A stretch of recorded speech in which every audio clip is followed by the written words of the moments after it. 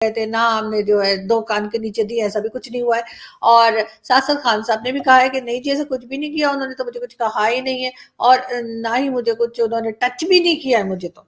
आपको पता है, आप भारतीय मीडिया देख रहे हैं, आप भारतीय मीडिया के अंदर हमारा पाकिस्तान का नाम उन्होंने बनाना रिपब्लिक रख दिया। इतना बड़ा उन्होंने कल में था उनके एक शो में, इतना बड़ा, मतलब मुझे इतना दुख हो रहा था कि हम अपने मुल्क को डिफेंड कर रहे हैं, हम अपने अफवाज को डिफेंड कर रहे हैं और हमारे ही लोग जो हैं अपने ही पार्टी को कह रहे हैं कि जाओ और ये नारे लगाओ।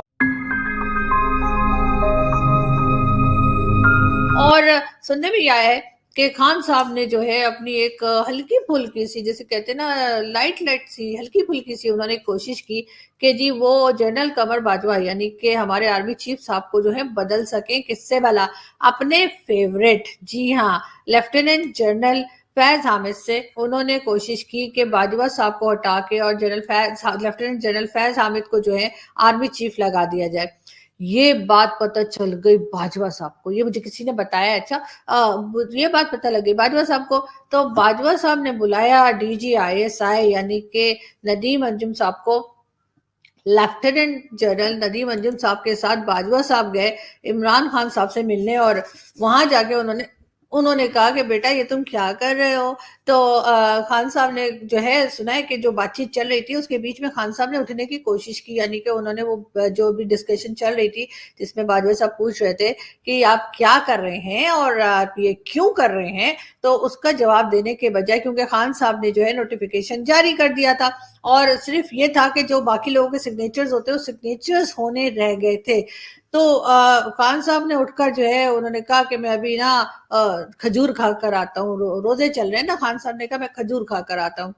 तो उसपे मेरे ख्याल बाजवा साहब ने कहा कि ये तो खजूर खाने जा रहे हैं। तो उनके साथ जो लोग थे उन्होंने खान साहब से जरा खैरियत पूछ ली, टे टड़क टक टे टकाटक, यस इस तरह की मुझे न्यूज मिल रही है। मैं ये नहीं कह रही ऐसा वाकई में हुआ है, इसलिए कि मुझे लगता है ऐसा नहीं हुआ ना, हाँ ऐसा नहीं हुआ है। और फिर वोटिंग हुई और खान साहब को इस तरह से बाहर निकाल दिया गया, लेकिन खान साहब ने अपनी चाल पूरी चल ली थी कि किसी तरीके से वो जो है कमर बाजवा साहब को निकाल कर और लेफ्टिनेंट जनरल हामिद वो जो है फैज हामिद साहब को ले आए, लेकिन खैर वो कामयाब नहीं हुए और जाहिर है उसके बाद जो कुछ हुआ वो हमने देखा। लेकिन इसके साथ साथ आर्मी की तरफ से भी ये बात हुई कि नहीं जी ऐसा कुछ भी नहीं हुआ है, हमने तो कुछ नहीं किया, ना हम हथकड़ियां लेके गए थे, ना हम पुलिस वैन लेके गए थे, ना हमने जो है 2 कान के नीचे दी, ऐसा भी कुछ नहीं हुआ है।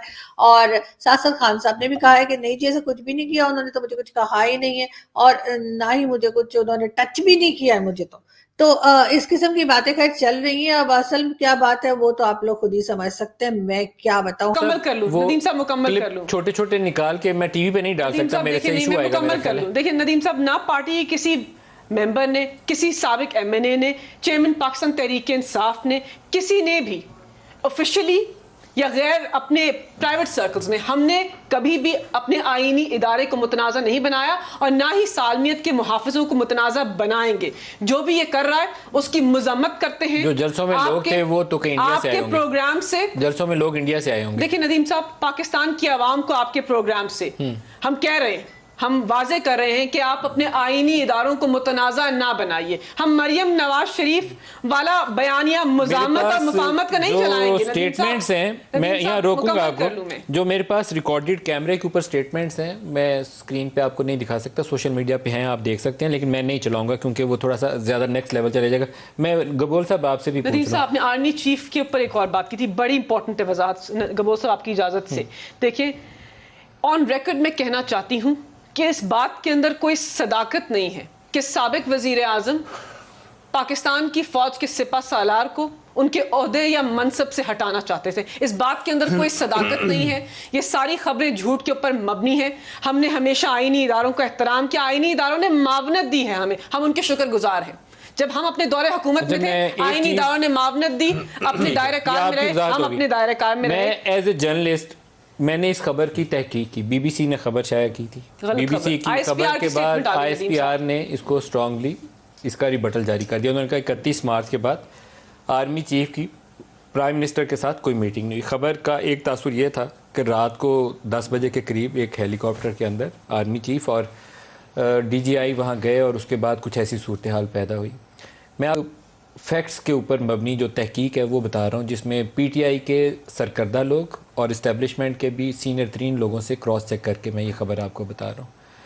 प्राइम मिनिस्टर को उनके बहुत करीबी सर्कल्स में से, जिसमें उनका कोई मशीर या वज़ीर शामिल हो सकता है, नाम नहीं ले रहा, जानबूझ के उकसा रहा था कि आर्मी चीफ और डीजीआई को फायर कर दें।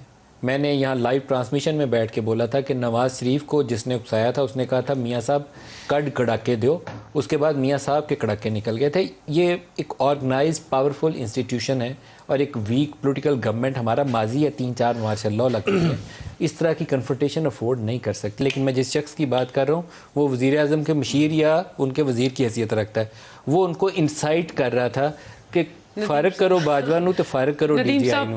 मैं बहुत जिम्मेदारी से बता रहा हूँ, तो आपसे भी इसकी वजाहत पेश हुकूमत लेने के लिए फौज की मदद चाहिए होती है, जब जारी हो तो गाली निकालना सूट करता है। तो ये प्रोफेशनल रिलेशन फौज की भी कसूर है, फौज अपने प्रोफेशनल मामलात में ही रहे, वो क्यों आती है इस मामले में? नहीं, लेकिन नदीम मलिक साहब मुझे बड़ा दुख हो रहा है कि टॉक शोज़ में जो है हम मोस्टली फौज के ऊपर ही जिक्र कर रहे हैं। देखें ये रैलीज के अंदर प्ले कार्ड्स और बैनर्स, हाँ रैली देखें, जो कुछ नारे लगे हैं, कल जो कराची में भी हुआ है, लाहौर में हुआ है, मैंने खुद पर्सनली देखा है, वीडियोस मेरे पास आए हैं और वो नारे सुने आपने? नारे भी सुने और वो मैं नारे दोहराना नहीं चाहता हूँ। वो तो ऐसा लग रहा था कश्मीर के अंदर जो इंडिया का कश्मीर है वहाँ पे जिस तरह के नारे लगते हैं और आप हम मांगे आज़ादी, आप किससे आज़ादी मांग रहे हैं? आप तो मकसद वो बात कर रहे हैं, वो स्लोगन अपने लोगों को दे रहे हैं कि आप आज़ादी किससे मांग रहे हैं? आप पाकिस्तानी होकर पाकिस्तान से आज़ादी मांग रहे हैं। ये पोलराइजेशन खतरनाक है। कह रहा हूं कि ये पाकिस्तान के लिए अच्छी नहीं। अच्छा, मैं यही कह रहा हूँ कि खतरनाक है और हमें चाहिए कि हम अपने टॉक शोज में हम ना इन चीज़ों को, चाहे फैक्ट हो जो आप कह रहे हैं, चाहे मलाइका कह रही है कि मकरूजे पर हम अपनी ये बात करें, वैसे भी नहीं करना चाहिए। आपको पता है, आप भारतीय मीडिया देख रहे हैं, आप भारतीय मीडिया के अंदर हमारा पाकिस्तान का नाम उन्होंने बनाना रिपब्लिक रख दिया। इतना बड़ा उन्होंने, कल में था उनके एक शो में, इतना बड़ा, मतलब मुझे इतना दुख हो रहा था कि हम अपने मुल्क को डिफेंड कर रहे हैं, हम अपने अफवाज को डिफेंड कर रहे हैं और हमारे ही लोग जो हैं अपने ही पार्टी को कह रहे हैं कि जाओ और ये नारे लगाओ। प्लीज़ वीडियो को लाइक एंड चैनल को सब्सक्राइब करें।